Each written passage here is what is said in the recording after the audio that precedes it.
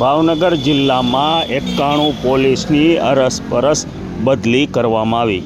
તે બદલી જાહેર હિતમાં માટે કરવામાં આવી છે। તે ભાવનગર એસપી ડૉક્ટર હર્ષદ પટેલ દ્વારા જાહેર હિતમાં 91 પોલીસ કર્મીઓની બદલી કરવામાં આવી છે। તેમાં મહુવા, ખુટોડા, જેસર, ડાઠા તમામ જે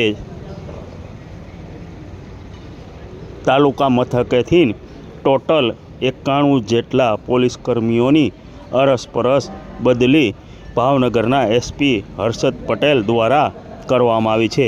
તેમાં ક્યાં કોણ કર્મચારીઓની પોલીસ કોન્સ્ટેબલોની બદલી થઈ છે તે જુઓ આ અહેવાલની અંદર।